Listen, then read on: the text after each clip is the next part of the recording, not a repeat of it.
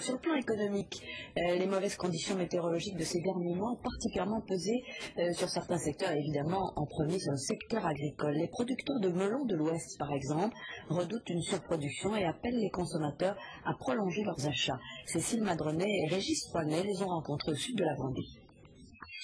La météo cette année est un casse-tête pour les producteurs de melons dans l'ouest de la France.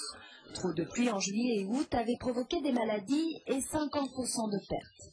En septembre, le soleil est enfin là, les fruits sont mûrs, mais 3 semaines trop tard.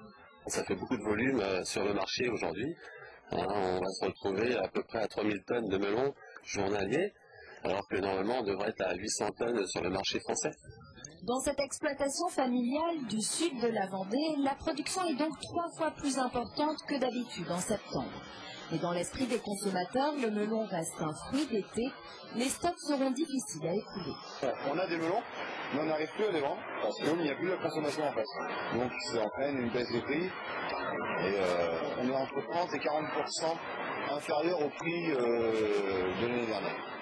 Pour limiter l'ampleur de la crise, la filière du melon charentais espère donc relancer la consommation, dans la grande distribution comme sur les marchés. C'est vrai que les gens commencent à se lasser puisqu'on arrive à une période où ils ont mangé depuis 3-4 mois, mais le produit en lui-même est encore très très bon. Les prix sont intéressants, les prix sont bons, il y en a encore qui sont bons. On a eu tous deux pour 2,50 €, donc je pense que c'est raisonnable. Selon les producteurs, les prix devraient continuer à baisser dans les jours à venir. Les melons seront alors moins chers et meilleurs qu'en plein mois d'août.